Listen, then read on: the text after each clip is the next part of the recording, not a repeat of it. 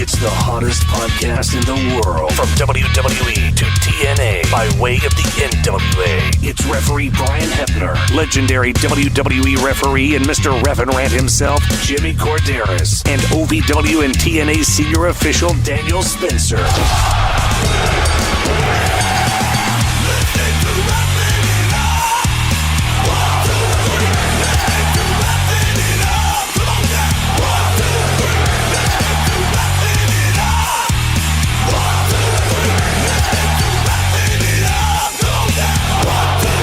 It's time for Reffing It Up.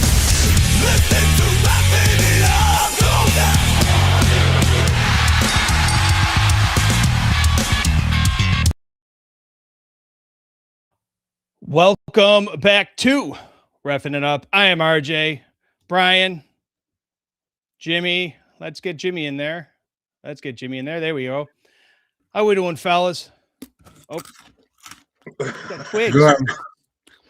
Yeah. Well, I noticed we're missing a square on our family feud, or what was it called? The Brady's. Hollywood Squares? Yeah. Oh, no Daniel this week. This is fantastic. No Daniel, yeah. Oh, we forgot to tell him we're doing a show this week. Oh, he knows. No. Yeah. Jimmy, what are you eating, Jimmy? Twigs. Oh. I should be chewing on bark, but anyway. Oh, man. I mean, it's one of those deals. My Leafs didn't make the playoffs. My Raptors made the playoffs, but they're eliminated from the playoffs. The Blue Jays are struggling. I got my represent the homeland for soccer.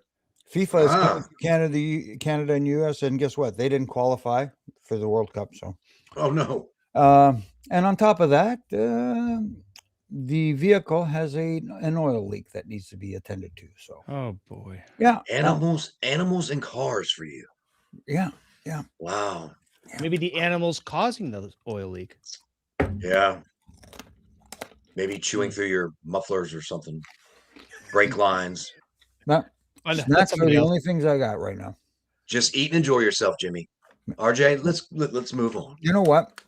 We got an offer here. So Hold on a second. call him Daniel Spencer. Oh. Well, Donnie, call in. Send him a link. Danny. Fuck it. I got to tell you something. I got these from a local store up here. They're supposed to be similar to what you have in the United States. Dots. Yeah. Pretzel sticks. But they're ice cream. No. They're the twisted pretzel sticks. And they come in different flavors: honey garlic, buffalo, original garlic and parmesan, and stuff like this or whatever. Anyways, Godfather Bear, he turned me onto him one day. I had the munchies because I was sitting beside him all day. That's them. That is them. Those are freaking great. Mm-hmm. These suck. They're like braided. They're like braided pretzels. Yes. They're probably about that big. Yeah. Hey, RJ, if you want to send Donnie the link, send it to him. Yeah. That's pretzels are the greatest, he says. But something we will do, guys. Mm-hmm. We'll send it up. Oh, nope. Wait, let's go there. Nope. Send it up to our first count right here on Reffing It Up. This is your one count. I was praying and a hoping and a praying and a hoping. But anyways, hey, going well. So far, so good. One for one. But something that we this happened briefly, I believe briefly or right after the we went off the air last Wednesday. Unfortunately, we have to talk about the passing of Ted Turner. I guess one of the best, or I will say one of the best and most popular entrepreneurs in modern day history, just because of everything he did for, that Atlanta, Georgia area in regards to CNN, that 24-hour news with the Braves, and especially with WCW buying it from the Crockett's. I believe it was probably back in the late 80s there, Jimmy, but I think you may, I don't know, You're the historian here on the show, so I am. I don't know. I just kind of gave you that title. Right. But man, it just the abundance of outpour of support that everybody is given to the Turner family, just because the impact he had on the business, Jimmy. Absolutely. Ted Turner was a huge wrestling fan and a billionaire. Billionaire Ted, he was nicknamed by Vince. And I'll tell you what, as much as we give Hulk Hogan a lot of credit for where the wrestling business is today, if it wasn't for someone like Ted Turner and him and WCW and Eric Bischoff, them pushing WWE, they beating him in the ratings for 83 straight weeks, that lit a fire under Vince's ass. Yep. And that's why we got the Monday Night Wars. And that's why we are where we are today. If it wasn't for Ted Turner, that fire may never have been lit under Vince's ass. I mean, as much credit we give to Ted Turner, some of that has to go to ECW as well. Paul Heyman did give him a little nudge, but, they didn't take them as seriously. Ted Turner and WCW, he took seriously. Mm. And well, the thing is, Jimmy, like you say, the Attitude Era was where that started to take place because of it. Mhm. Not only that, but like you said, he pushed forward wrestling. You ever been in a comfort zone and you're at a job per se, and you're just that same number every single day, and you're not pushing yourself because it's just your normal thing. And I think that's where Vince was. He was complacent. And I just think that Ted Turner, like you said, he looked at Ted as a threat to his company, and he had to make changes and make things better. And Jimmy, you're spot on, because without that, doesn't Vince just do it the way he wants, and either you like it or you don't, in a way? that too. And Vince, has to be number one. Absolutely. He has to be number one. That was the way he was, and when you're trailing in for 83 straight weeks, you know how much that ate at him. Oh, Oh boy, turn that shit off. Okay. Cause everybody was watching. We were all finding TVs. We were all finding monitors to watch Monday Night Nitro to see what was going on. Everybody in the truck was monitoring to see what they were doing. Yeah, that was all him. now, Yeah. Jimmy, you were there. This is something my dad had told me. Mhm. I don't know it to be true. I would assume it is. They used to post them on the doors, didn't they? On the locker room doors, the ratings, as a pick your shit up kind of thing. Like, we lost again. And then, of course, as the momentum went, then they posted them more and more where we're kicking Right. their ass kind of thing. Is Yeah. that true to your knowledge? They were there was even a time where I remember seeing it on the whiteboard. Oh, Just as a little, hey guys, right. little kick in the ass. Let's go. So this was taken serious. Oh yeah, for all the kidding that went along. Oh yeah, well, I knew I had it in the bag, pal. No, you didn't. Right. He was nervous. Well, yeah, because that was just a very delicate time in that when they started Nitro, just because it wasn't the Attitude Era yet until it got to that Monday Night Wars times. No, they were still in the PG era, pretty much. Right. Yeah. Well, so.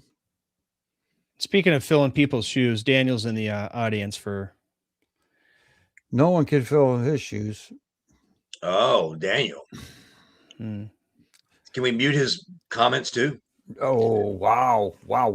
Actually, Daniel flashing the lemon pepper steppers, huh? Mm-hmm. Yeah. Maybe. That's a special thought. I know. But in addition to that, we had a huge weekend. We'll get to the AEW end of it in our next segment in the second count. But we had a Backlash. I thought you said huge. What He about did. Okay, never mind. huge? Anyways. Oh, got it. Yeah, I'm not paying attention. Just push the buttons, kid. Just push the buttons. Yeah. Okay. Well, I got to hit the right buttons. That's the problem. But Backlash came to us from Tampa, Florida, I believe. And it was an interesting pay-per-view, Brian, just because, up top we had Roman and Jacob, but there was no Cody. There's no Punk. There's no Gunther. It was a good pay-per-view for the most part. Obviously, Well, they had it moments. I know I'm going to hear it from Jimmy. Couple things. 2 of the 5 matches were on free TV. And people say, well, why don't you just put it on the app? And then you could, because I don't. Okay. I don't. I watched it on free TV and then moved over. Okay. That's what I did. So basically, with the app, you really got 3 matches total on that app, but you get all 5, I guess, when you do the app starting out. Okay. Also stupid to me. But anyway. So I know, Jimmy. I can't No, help that's it, bro. Secondly, that was not a great pay-per-view at all. That pay-per-view was fair to middling for me. It wasn't bad at all. If I'm grading it, I'm going to be quite honest and go with a B minus, C plus. I just did not think overall this was a great pay-per-view. I didn't. It felt thrown together. I don't know where the fallout was from Mania. Like, is that what that was supposed to be, or am I overlooking this? I mean, what's? I just didn't. It was just okay. It was just okay. It was a meaningless pay-per-view to me. That's just the way I thought. It wasn't terrible. I didn't mind watching it. Wasn't that? It's just it was okay. It was okay. I will say I liked it a little better, a little more than you did. Okay. I enjoyed it. I thought it was. I'm not saying it was great by any means, but it was good. It was entertaining. It had a little bit of everything. You had, I know this is going to rub Brian the wrong way. It had comedy elements that were actually pretty funny. It literally made me laugh out loud. I mean, that's the whole idea. When you're trying to do comedy, you're trying to get people to laugh out loud and play along. And what you need in a comedy we'll segment, get to that part later. Yeah. But what you need in a comedy segment too is you need the perfect straight man to play along. And that's where I got to give huge props to Miz, because Miz is the best straight man in the business. Agreed. And I thought the opening match with Seth and Braun delivered big time. I thought it was a big win for Braun. The only problem is the IWC are out there going, yeah, but Seth Rollins, he botched that move. He tried to do Kenny Omega's move and he couldn't do it because he's well,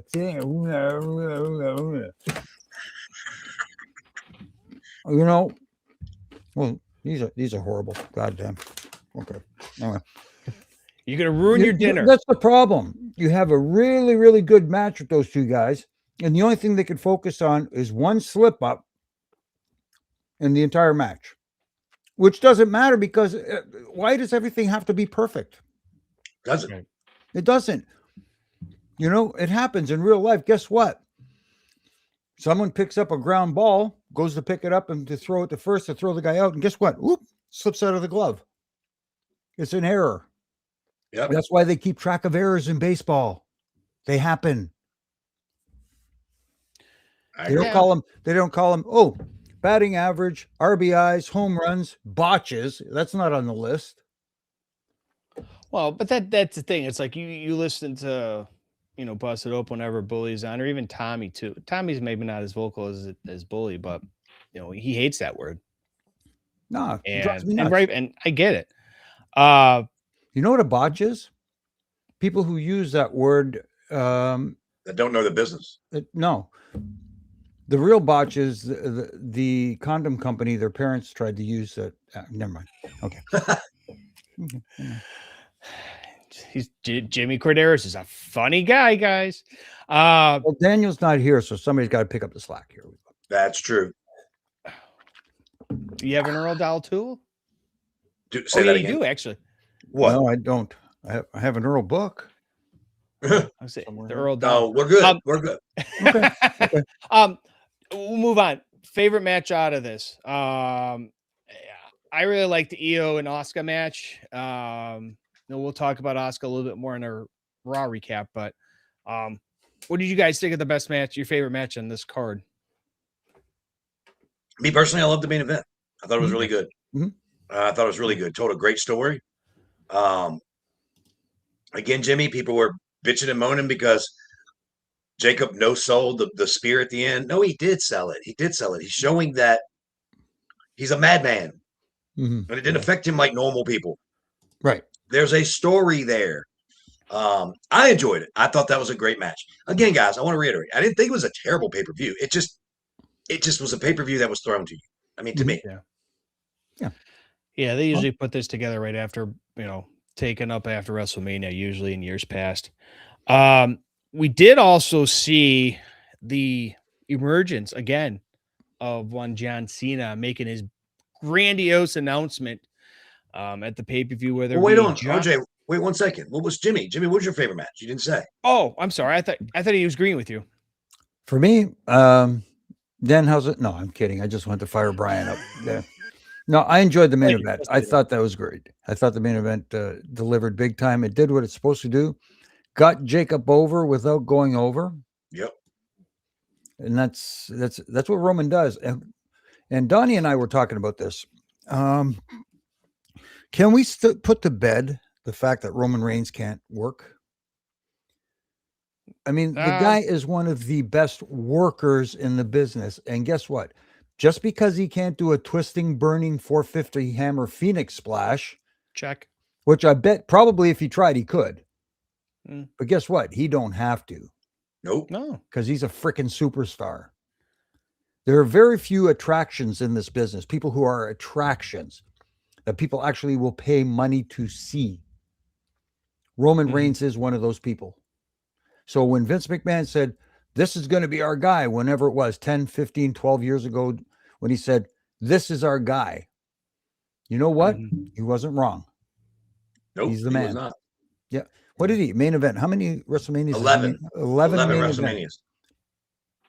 You can't say that about many. Jeez. But the thing, what do you like? Who's second in that? Who's second in that? I mean, really? Is it Hogan? It's got to be. I'll look it up right now. It's got to be Hogan. It's got to be. It's either. I would think it would be either Hogan or maybe Rock or Austin. I mean, you're something when you do 11 WrestleMania main events. Something. Right. Yeah. Come on now. I'll look it up in a little bit. Somebody else that has main evented WrestleManias has been John Cena. And he showed up here at Backlash and announced that there will be a John Cena Classic where the main roster talent and the NXT talent will compete together, and every participant, including the losers, can be voted on for the champion of the John Cena Classic. It's a brand new event, new championship. Yay. Thoughts, guys? Go, Jimmy. I like it. Oh my God. I do. I think it's a good idea. I mean, like, how else are you going to introduce new, fresh talent to a roster that, yes, we know it's getting older.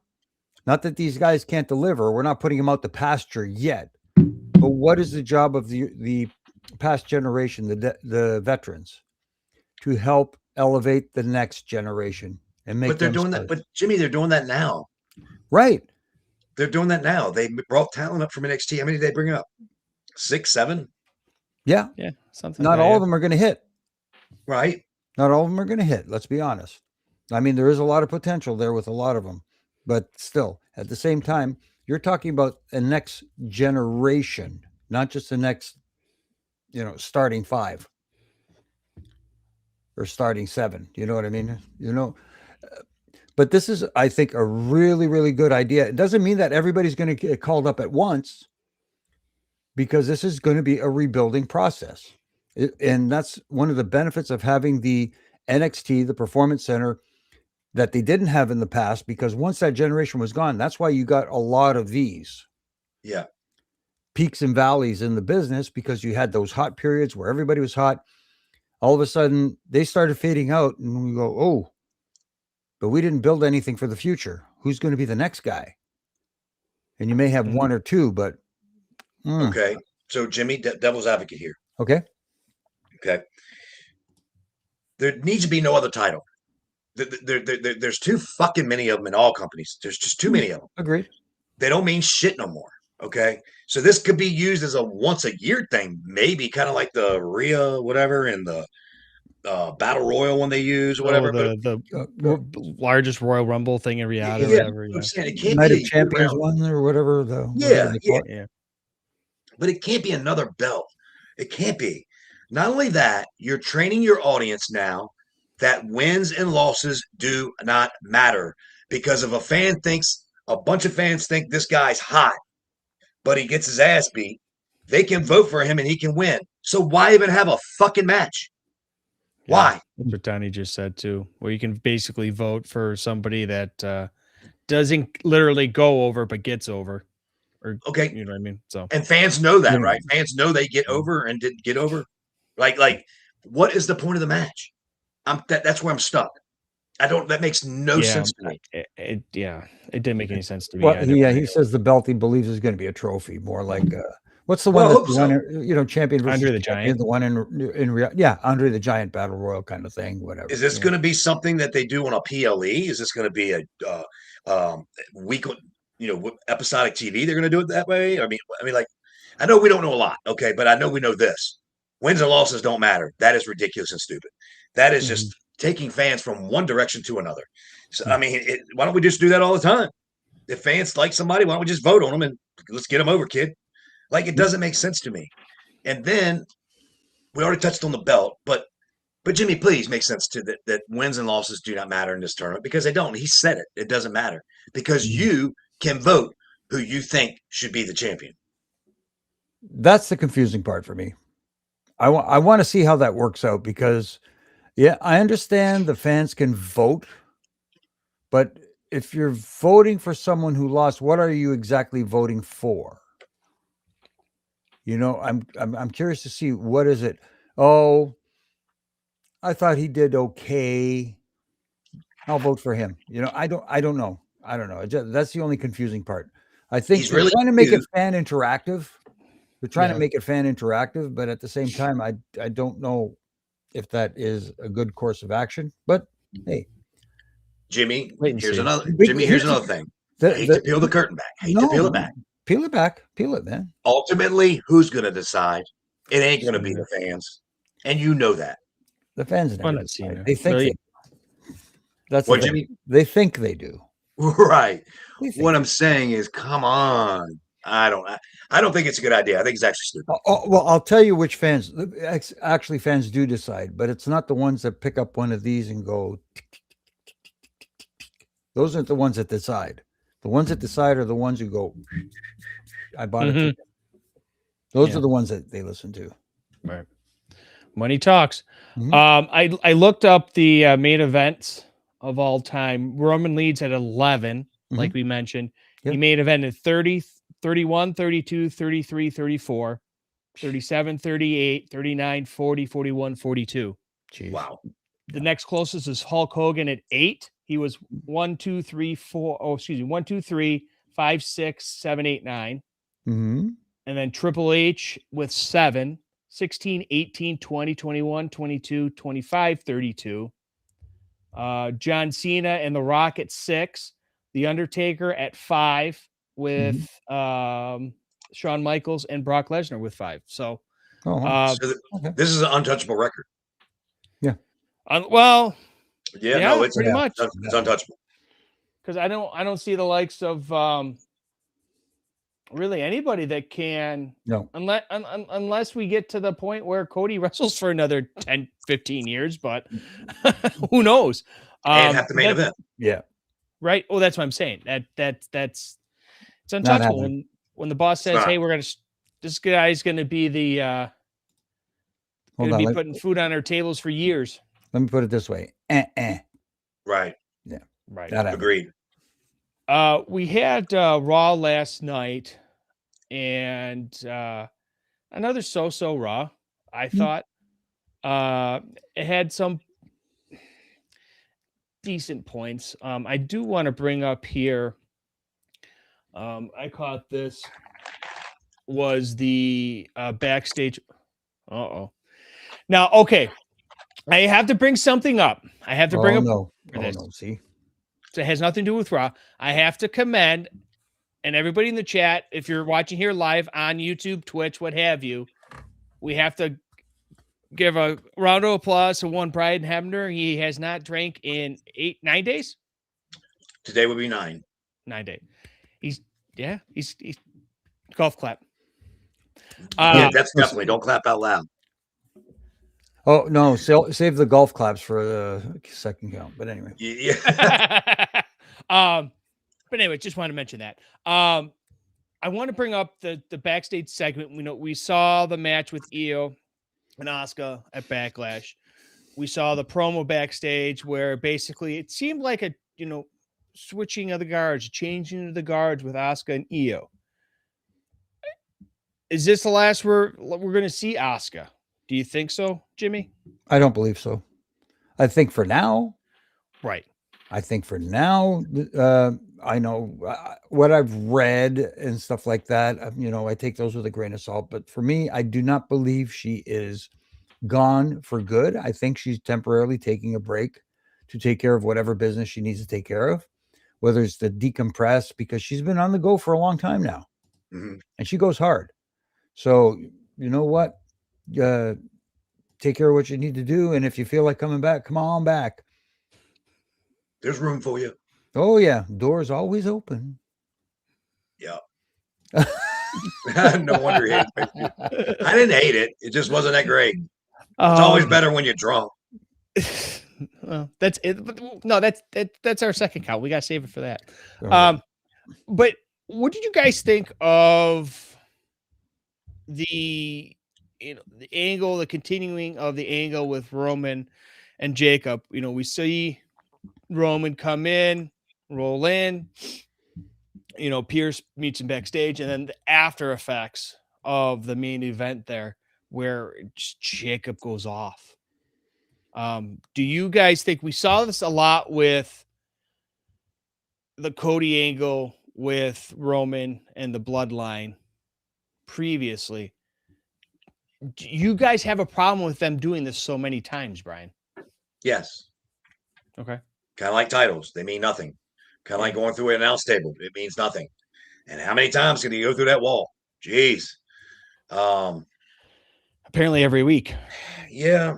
I mean, yes. Yes, I see a problem. I do.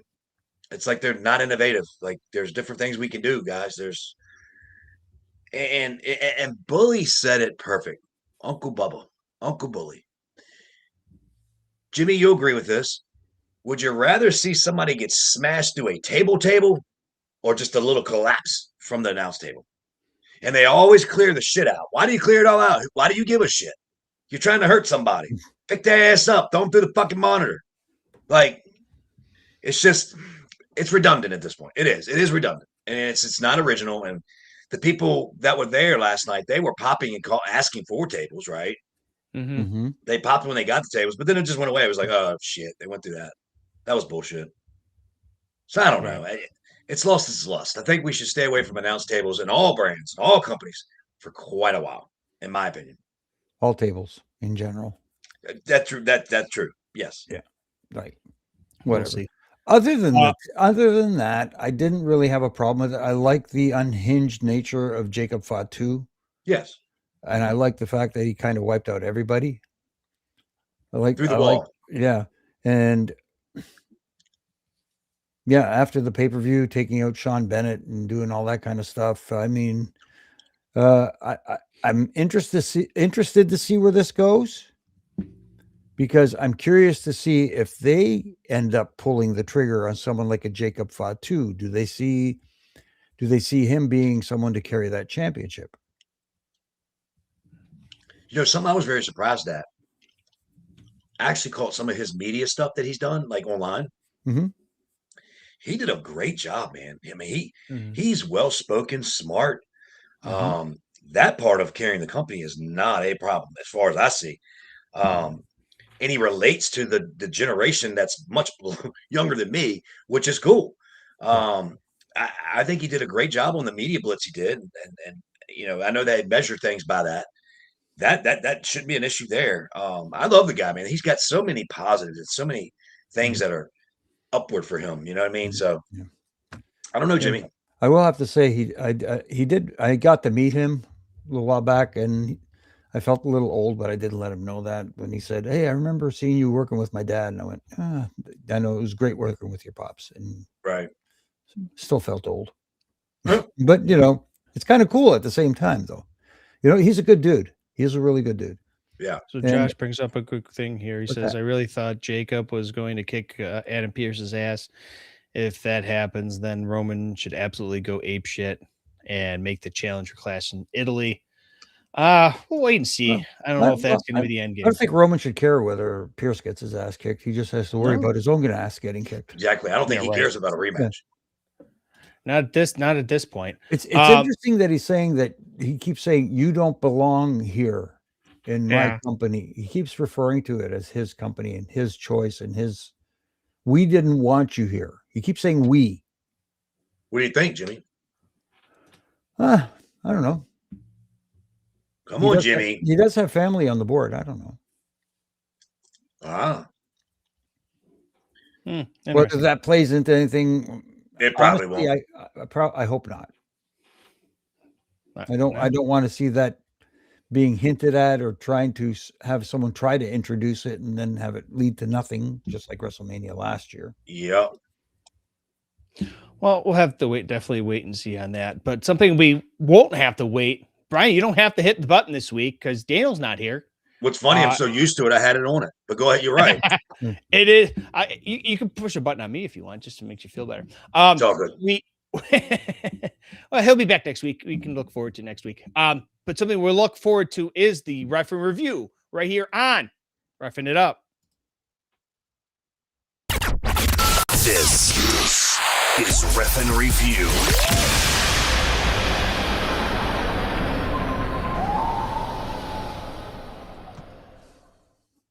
As always, gentlemen, this is one of those segments that I've always thoroughly enjoyed because I get to sit back and listen to the greatest of all time, talk shop. And this week is unlike any other. We have plenty to talk to. Hopefully, we'll talk about, I should say, excuse me. But we will get right into it. At Backlash, we saw in the main event there with Jacob and Roman, we saw, I believe it was Roman, expose the top turnbuckle. And this is something that, numerous people have questioned online. Obviously, Jimmy, you've caught a lot of that online as well, and Brian, and trying to explain to the IWC why this isn't a DQ, Jimmy. The reason it's not a disqualification is because he did not go over and intentionally remove the cover. Thank you. The turnbuckle pad.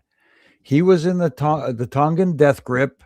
He was flailing and reaching for anything he could find. He was reaching for the referee. He was reaching for the ropes. He reached over to the corner, and when he pulled, it came off. And then he ended up doing the spin around and ramming Jacob's head into the top turnbuckle. Sean Bennett actually did a pretty good job of kind of shading himself from that. That being said, it still wouldn't have been a disqualification if he saw it anyways. It's kind of like, let me ask you this. I shoot someone into the corner. They take a big bump in the corner. The top turnbuckle pad falls off for whatever reason. It falls off. I take the guy's head and I shoot it into that turnbuckle pad, the exposed turnbuckle. Is that a DQ? No, because Why? It wasn't intentionally done to be used as a weapon. Thank you very much. And that's all I can say. All I can say is he wasn't like he was grabbing it to pull it off so he could use it later. He was floundering, reached over as he was trying to reach everything, grabbed it. It happened to pop off. He happened to use it at the end. Therefore, it's part of the playground. Mm-hmm. And you can't DQ that. Now, if he went over there, reached over, Bennett had seen him and he had cut it or whatever it may be, then he used it, absolutely that's a DQ. Yeah. Because it was not intentionally used as a weapon of choice, there's no DQ there. So this is something that, I threw in our group chat and I knew the answer because I was trying to explain this to Gavin. Gavin's 14. He just turned 14. He's like, Dad, why isn't that a DQ? I said, buddy, it's a part of the ring. It wasn't introduced to the match. If and I told him, I said, look, you look in the Sammy match with Trick when they introduced the kendo stick. I forgot the little Yachty or whatever his name is. Hit Sammy. The ref's back was turned, so he didn't see it. That's why. He's like, oh, that makes sense. I said, and the same thing goes for the announce table too. We've talked about that with Raw. Same thing goes for that as well as the steps, right, guys? Yes. As long as you don't pick up these steps and throw them at somebody, it did happen, and we know what happened at that WrestleMania when Roman picked up the steps and he hit Punk with them while Punk was tied up in the ropes. It should have been a DQ. Yep. We'll bring up the old ref's discretion, if you will. Oh, please. I wanted to also bring something up too, and we're going to move on to our second count because I know we got a lot in our second count. Last night on Raw, I believe this was the 6-man match. I believe it was Joe Hendry and the Street Profits taking on the Vision. So I'll set this up for you guys, and you can take it from there. Chad Patton, referee at the time, he was hit in a little kerfuffle in the ring with one. Name escapes me at the moment. Austin Theory. Austin Theory. Seth Rollins hops the barricades, clotheslines. Braun Breaker. I have a question before you go forward. Yes. I didn't see. Did he hop the barricades? Yes. I don't know if it was a barricade or if he came around it. It almost felt like he came out from under the ring. I'll have to go back and look. I could be way off base, but I was sober. I saw him land like poop. I didn't see him go over the wall, but I saw the poop and then the. Yeah. Anyways, it would appear that Chad Patton was looking directly at it, Jimmy, and thanks to Daniel, who actually did a screenshot of Chad not looking at. What do you guys think? What did you see in real time? Real time, I thought I saw him look. Okay. Daniel did send video of it. What do you call it? Frame by frame. Yeah. He definitely tried to turn. Yes. Cahoots to Austin Theory, who looked like he was like, no, motherfucker, not yet. But I could have sworn in Fast Time, it looked like I saw this and then back. But I'm not going to say he did or not because it's inconclusive evidence, is what they'd say, right? Right. Jimmy? Yes. But I will say this. If it wasn't for Austin Theory, Chad Patton would have turned around and watched the whole thing. Yeah. For sure. Yep, absolutely. I did see that frame by frame. Yeah, you got to give Austin Theory a lot of credit on that one. But upon further review, the video is inconclusive. Therefore, the play stands. Yep. There was no DQ. Okay. So nothing bad on Chad. No, it's just, see, that's the other thing. It's communication between the two. Who knows what they were saying? Chad should be telling him, let me know when to turn. Let me know when to turn. And Austin Theory maybe wasn't helping out, but when he saw that he was about to turn, kind of went, oh, not yet. Let me pull you back over here, brother. You know what I'm saying? So there was a little bit of communication that worked out there. I agree. Good job, Austin Theory. Yeah. We don't have to let the ref get buried. Perfect example of knowing. Seriously, though, it's one of those instances and examples of the talent knowing the surroundings, knowing the match, know what's going on. And like I said, I've said it before. I think Austin Theory is one of the up and coming guys in this business, and hopefully one of those times we'll see more gold around his waist. Yep. But let's see, Donnie. We'll go to our hero. We'll move on. The camera shot wasn't slightly wide. That's true, though, because I'm telling you, I thought I saw this and then back real quick, but like you said, the evidence is inconclusive. So it is. So he is safe. Yeah.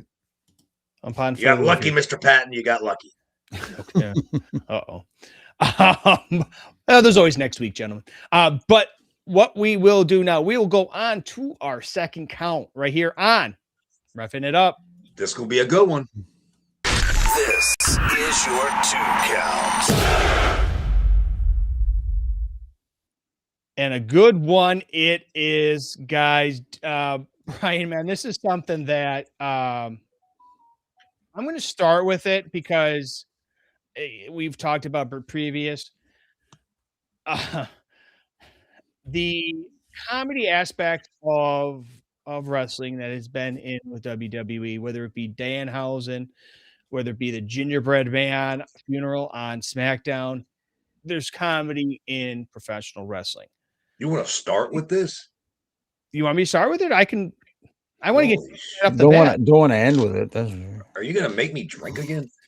All right, go ahead. Well, maybe if you at least have a gingerbread cookie or something. Let me grab some tea. Go ahead. Me personally, I think it's not everybody's cup of tea, literally. With the comedy, I when it's good. the comedy aspect of it, when it's good, it's good. I don't think they're aiming for me. I don't think they're aiming for you guys. No, they're not. They're aiming for a different audience. Yes, they are. So I think for that audience, like Gavin, 14, perfect example. He loves Danhausen. Mhm. I will say, and I know I've heard Coach talk about it, sooner or later, it's going to run its course, I think. So let me first say about this. I love Danhausen, okay? But what they're making him do at times is utterly fucking ridiculous. It is. Now, the match saved all the negativity I had. The match was definitely decent. It really was.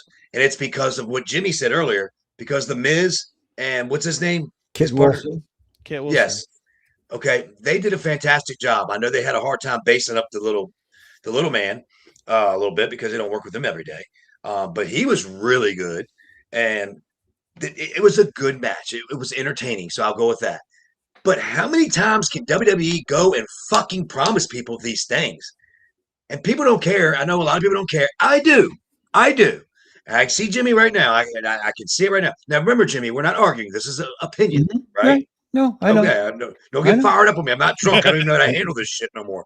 Don't get hot, brother. Just don't tweet me, brother. Just don't. Good. But what I'm saying is, you what was it? 3 weeks, 2 lead up to who his partner was, and he's on ESPN and all this, all this other bullshit.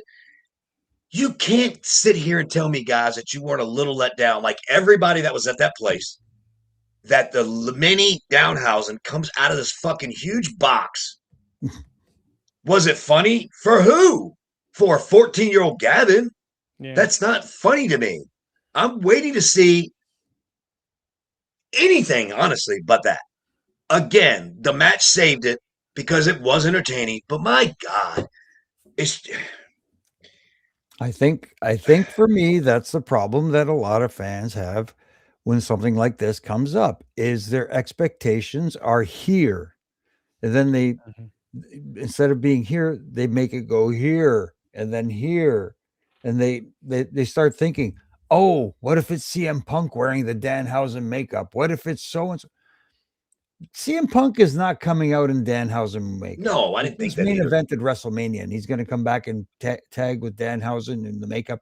Please get a grip. So, Jimmy, who was your guest? Who was your guest? Really, seriously. I thought it was going to be someone like an Omos, like a Gingerhausen. Okay. I thought that would be interesting. They went the other direction. They went Minihausen, which I thought was funny. And then when they threw him back in the what do you call it? The cloning box or whatever it's called. And then a bunch of Minihausens came out. I thought that was funny. I thought maybe after he threw him in and the door would open, that's when you'd see the Gingerhausen come out, Omos, but it didn't work out that way. I still thought it is what it is. See that, and I know we're going to talk about the Gingerbread Man as well. Oh. Who can make the sun rise? A gingerbread man. Okay. All right. We'll get to that, but we're talking Danhausen now. I was entertained by it, and look, it's working because right now again, what is the number one selling T-shirt on WWE Shop?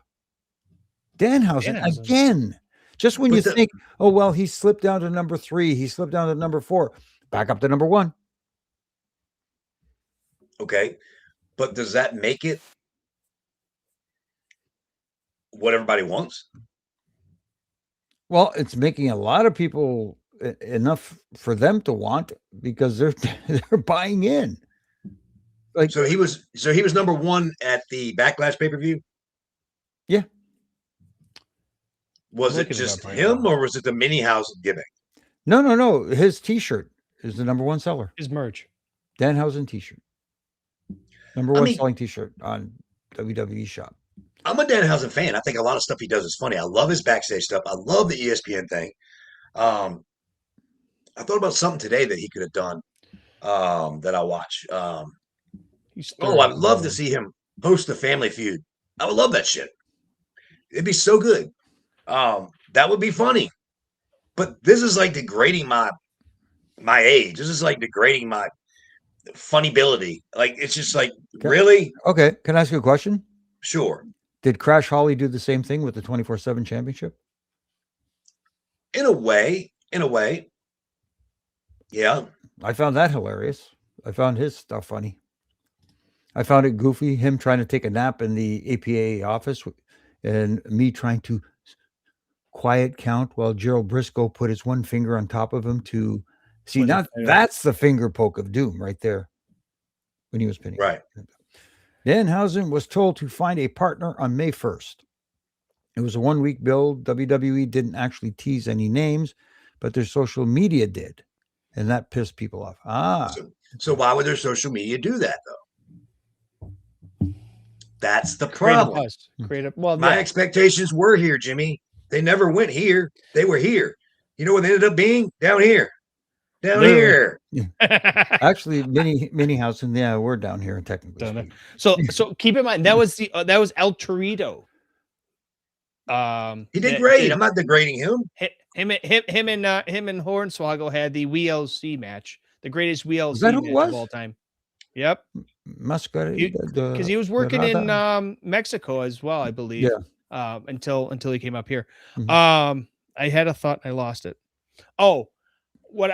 My thought process who this partner was going to be was I would have had Truth. I thought about him too. Yeah, because I would have tried to have them figure out, okay, how could he fit in there? Maybe he can think that Danhausen is Priest. Doesn't matter. He could have done all kinds of shit with that. Yeah, I would have said nothing had we done that. Nothing. I wouldn't say a word.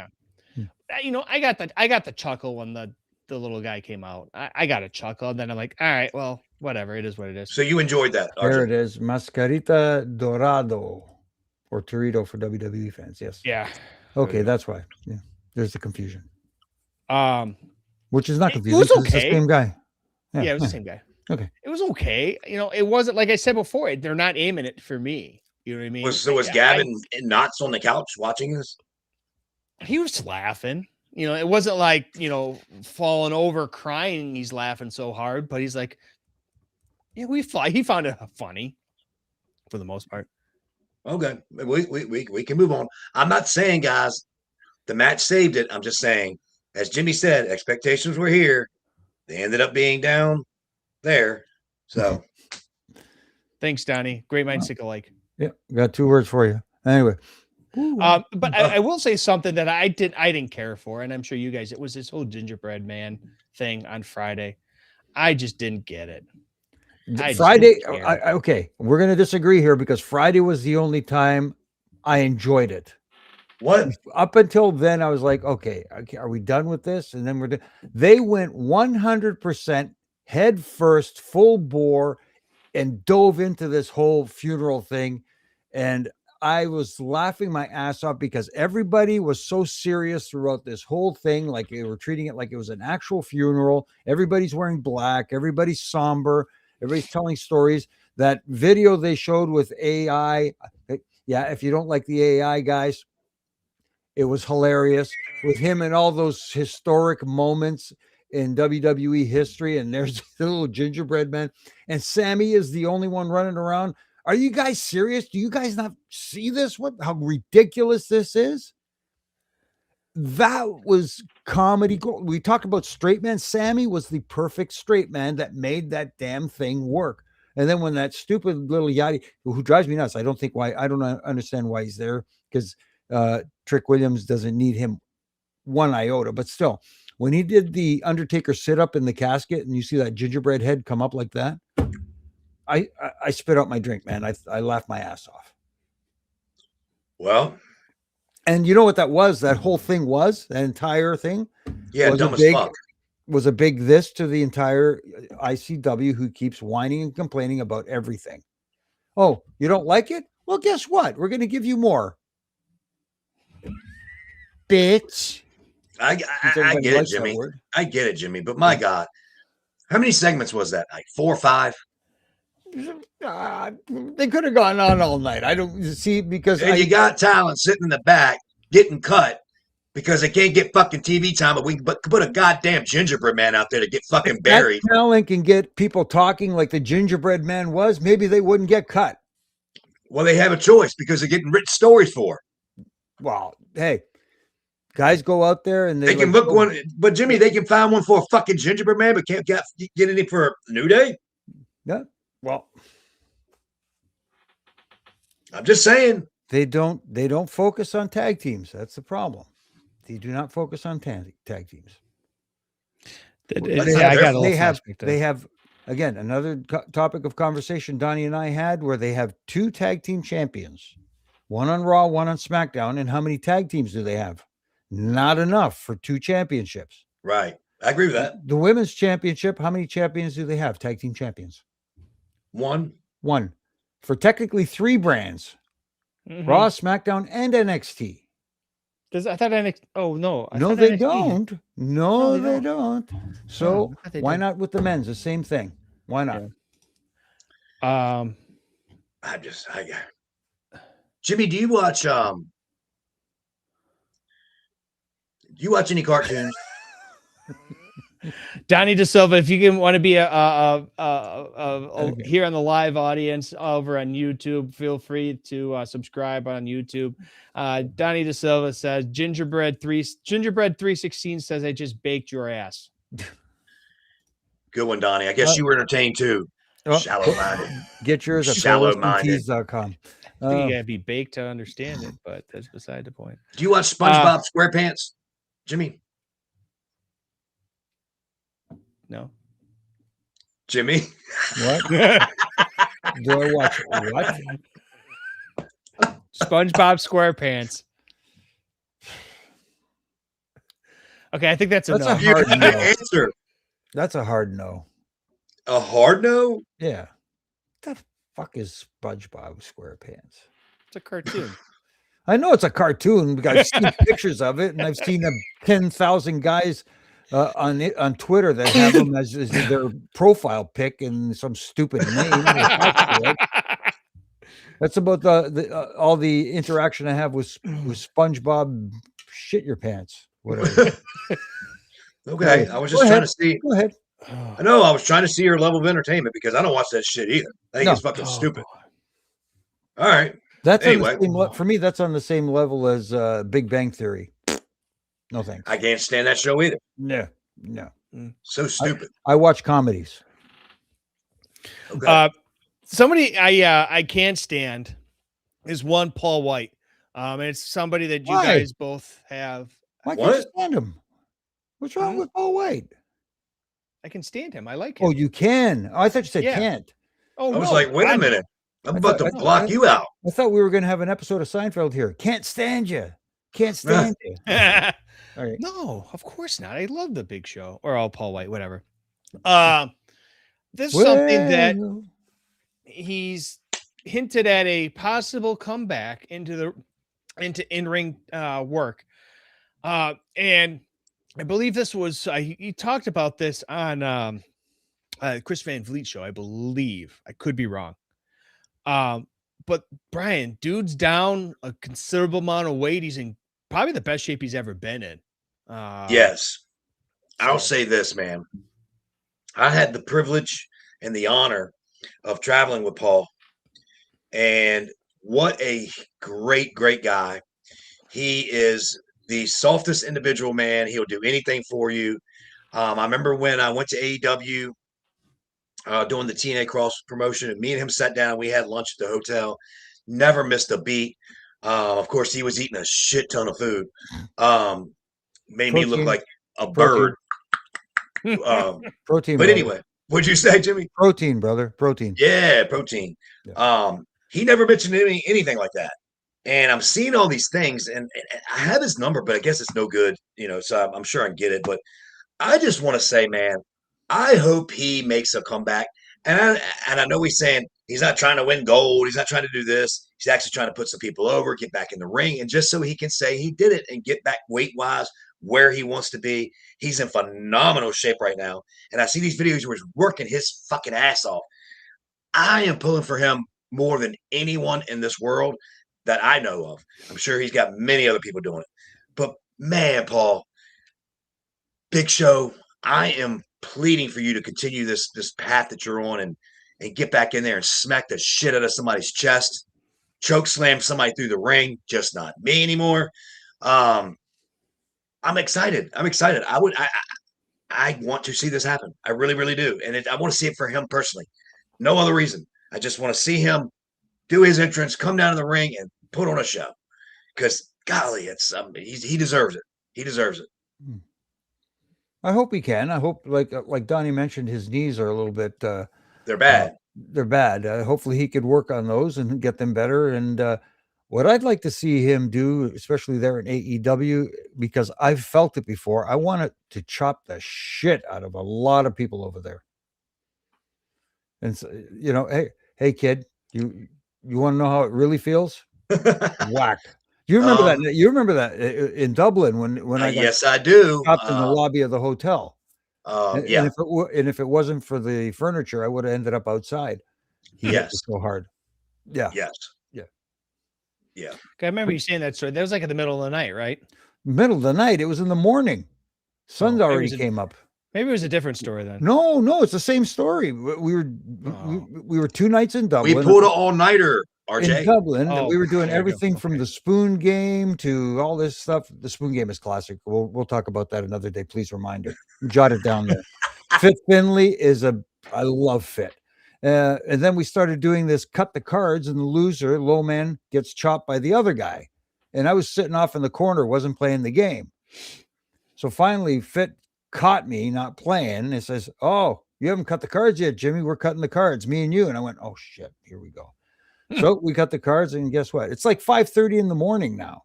This bloody sun's coming up. I cut the cards, I lose. I go, okay, here we go. And just then you hear the elevator door go bing, and out walks Big Show, half asleep because he's got to go do a press thing. He's doing a television press thing with the news or whatever. And Fit goes, Show, come here. He goes, yeah, Fit, what? He goes, chop Jimmy. And I'm like, what? He goes, and even Show goes, what? He says, we cut the cards. Jimmy lost. I'm supposed to chop him, but I'm passing my chop off to you. He says, all right. He says, lift your shirt. So I lift my shirt. He says, might want to move that crucifix over to the backside because that's going to get imprinted. I said, what? Whack. Sprawled, chalk outline. Excuse me. Yeah. Unbelievable. He makes a lot of people feel small in stature. Donnie's like 6'6", 6'7". Mm-hmm. Is he really? Yeah, he's a tall boy. I didn't realize that. Yeah. He wears size 16. Jeez. Wow. Yeah. He must have big socks. I got something on. What the hell? Speaking of big somethings, we're going to talk about the AEW real quick before we call it a night. Get your guys' thoughts on AEW Fairway to Hell that aired, I believe this was Saturday during the Backlash pay-per-view. Jimmy's already nodding. Uh-oh. All right. Nodding off or? Go ahead, Jimmy. Should I start? Oh, jeez. How much time we got left? Anyway. Okay, Go. look. I know a lot of people put it over as a cool look, and it looked, oh, what a nice setup. It's different. It's outside the box thinking. You know what it looked like to me? A freaking indie show. You have a ring in the middle of nowhere with a couple of seats around it, and when you look around, what do you see? Nothing but green fake grass. You don't see people anywhere except the 3, 4, 5 rows that are ringside. It looked like an indie show. Did it not? Mm-hmm. It did. A televised indie show. A televised indie show. That's not what a big company's supposed to look like. And all this stuff about what was it? A sunset flip power bomb into the bunker. Are you freaking kidding me? Really? That's what we've gotten to. And you're making fun of Danhausen and the fucking cookie guy? Yes. Yeah. Well, Give me a freaking break. And then you got, okay, don't even get me started on Darby Allin, the guy who's got a death wish. Yeah, I saw your review about that. No, I mean, like, they're up in a balcony and they've got 4 tables stacked down below, but it's not below them. It's out in a way because there's that sign thing that's in the way. So he has to go over and clear that before he can try and land on the table. That's why he only hit the one table with his freaking head. true. You know, you have to think these things out. He wants to be a daredevil. Sometimes it's up to the boss to sit the guy down and say, hey, look, I know you want to kill yourself, but not on my television show. Jeez. Anyways, I'm done. I will say I give them respect for at least trying something new. I'll give them that. The thing where everybody was putting over the look, I don't understand that. And that's the busted open people. I don't remember hearing what coach. I think coach has been off anyway, doing golf. But it wasn't a cool look. It wasn't. It looked like an empty arena full of 40 people. Even their wide shots were awful. I mean, I applaud them for trying something different. That's just not where you want to go, I don't think. And did you see how far the people were back off of the bunker that were back in the back watching the show? Yeah. Like, I'd be pissed if I was sitting there. No, I know somebody who was there live. You couldn't see shit from back there. What did they say about the show overall? They said it was typical. If you were sicko, you'd love it. That's all. Well, seems like every other show at this point for him, though, I would think. Yeah. But that's okay. I understand the whole concept of, oh, well, at least he's trying something different. Doesn't mean it's good. Yeah. Right. It's kind of like with this whole Darby Allin experiment as AEW World Champion.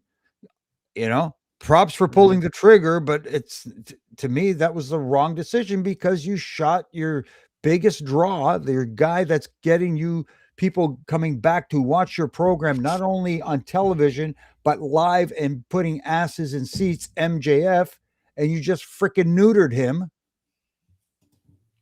Why? To try and get a buzz. And now you're having your world champion fight every Tom, Joe Blow, and Harry on free television.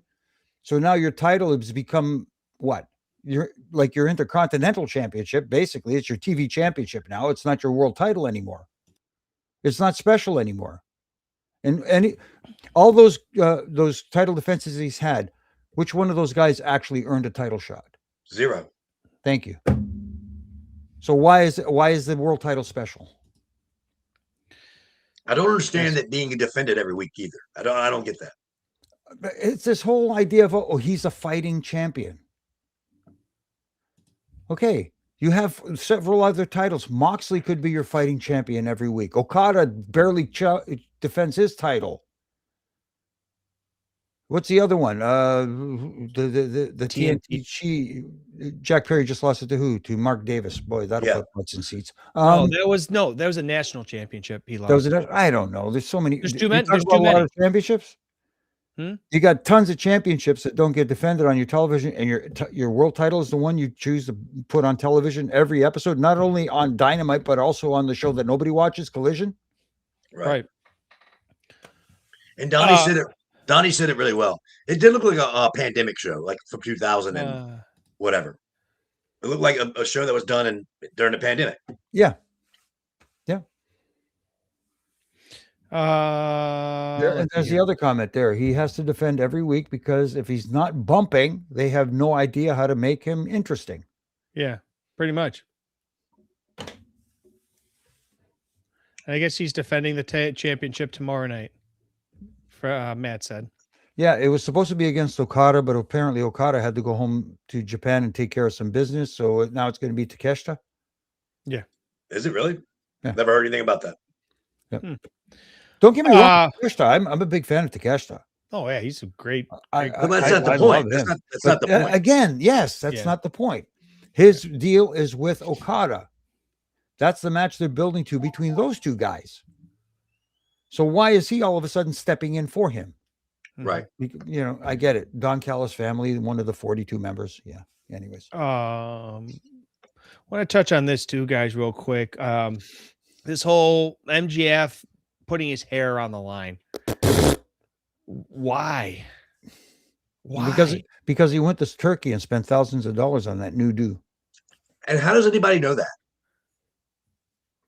Well, it's out there. They listen to the IWC. They listen to the sickos. Unless he's doing a movie where he needs to lose his hair or shorten his hair or something like that. Yeah. This is just stupid. It's stupid. Well, that's what Kurt did when he had it with Edge. He was going bald anyway, so he said, hack it off. It's just stupid. And it doesn't make any sense. I don't know where they're thinking they're going to get interest in this. I really don't. Yeah, I don't see it. Anyhow. Well, bald is beautiful, though. I will say that. Is it, RJ? Oh, hey, Jimmy. Look at you, gorgeous man. Something else. Need some tea. Something else that is gorgeous and beautiful has been our Kurt Harris karaoke. And we're going to be doing that in our next count, in our third count, right here on Roughing It Up. This is your 3 count.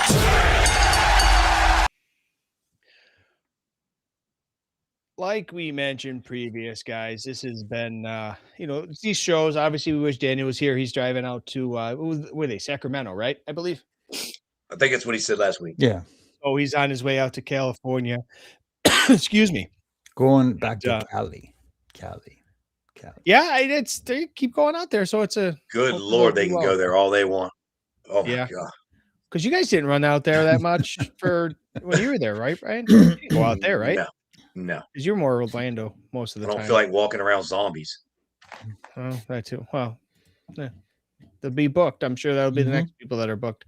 They'll have a funeral for them. Yeah, okay.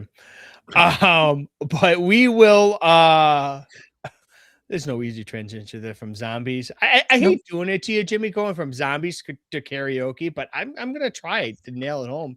Go for it. It is something that everybody looks forward to each and every week. Hopefully Brian doesn't do his workout and drop some dumbbells on his face when he's listening to it, the audio version. But for those of you that are watching here live on Twitch and YouTube, the Corderas Karaoke is only on our audio platform, which will come out tomorrow morning. So make sure you go over and subscribe over there as well, so you can listen to this week's Corderas Karaoke called Tonight by our very own Mr. Jimmy Corderas. Tonight's the night. I'm pretty sure that we're gonna have to start a duo. It's gonna be all right. It's got to be, right, Jimmy? Wow, you got to do it. No, Brian, I think just another one for you. See, Brian just sparked something. There we go. That's a good one to maybe transition with words. I already put something together right there. Mm-hmm. So maybe we can have a Brian karaoke. Oh no. Oh, here's another one for Matt. Zombie by the Cranberries. Okay, buddy. Cranberries. Excuse me. Yes, that's a good song. I know it. The Clanberries are a group of people you don't want to mess with. No, those are a different type of people that Yeah. you They're don't not you nice don't people. No. you don't want to meet Exactly. them in an alley. Yeah. My mouth just went but Jimmy, man, we look forward to, at least I do, I'm sure Brian does, and everybody else that follows you on social media looks forward to it. It's been your Refin rants each and every Monday through Friday, pardon me. Mhm. And you're just tighten up some screws, right? That's what I'm trying to do. Just giving my opinion on things that just don't sit right with me and I think should be done differently, that I think will help. And you can get those on my social media pages on Twitter at Jimmy Corderas, on Instagram at Real Jimmy Corderas, and of course on Facebook and everywhere else. But I don't do TikTok. Yeah. See, my watch is digital. It doesn't TikTok. So Oh, see, yeah, you're like me. Yeah, so you can catch me there, and you catch me on Huge Pop with Donnie, who joins us in the chat. Thank you for joining us, buddy. And I have a great guest this week. Speaking of Gingerbread Man, Don't you? yeah, we got Sammy. Oh, I thought you were going to say Yeah. you did fucking gingerbread man. I was like, what? You could. Well, that's really cool though. Let me reach out. Maybe we can get the Gingerbread Man. There you go. We got somebody on speed dial I could talk to. All right. Well, time's ticking on that. He might be a little overdone. What? All it takes is a little yeast, and we're good. Good. Oh, you Okay. Yeah. The Gingerbread Man, brother. Yeast. Yeast. Yep. Yeast. Guys, you can start sending your blue checks over to Jimmy Corderas, care of the lovely country of Canada. 5 letters. 1 word. Yeast. That's it, folks. Thank God we're close to the end because I don't think we can beat that. That was better than the other bullshit we watched on a pay-per-view and a fucking Monday Night Raw. But anyway, go ahead. Yeah, no kidding. What are ways people can, if they dare follow you, but Brian? Yes, on Instagram and Twitter, both the same, at Baby Hebner. And that is the only thing I'm on, at Baby Hebner. If you're lucky enough on Instagram, if you want to give me a follow, I'll check you out and follow you back if I see you being the one that I could do and deal with. Thank you. That's all, folks. Mm-hmm. Well, you can follow the show across all the major social media platforms on Instagram and the Twitter gimmick at Refin It Up. God, do with a straight face. As well as all the major podcasting platforms, as well as here on YouTube and Twitch. I want to thank everybody that has tuned into the live ads. I love a Skittles ad, by the way. You can hit us up on our social media, Skittles and Twigs. Shout out to Donnie, to Matt, to Josh. I just want to make sure I hit everybody. I think pretty much everybody. But anyways, and all of you that have tuned in live here each and every week on Tuesdays at 6 p.m. Eastern, appreciate you tuning in, as well as all the guys that, and apparently some ladies too, the audio version of it. Shout out to AJ McKay that does our phenomenal transitions here, some of her music, as well as Downstate. Next week, we'll welcome back Daniel. Hopefully he'll survive California. And as always, thank you so much for tuning in to Refin It Up. I am RJ for Mr. Jimmy Corderas, Mr. Brian Hebner, and Daniel somewhere in California. We'll see you next week right here on Refin It Up. 1, 2, 3.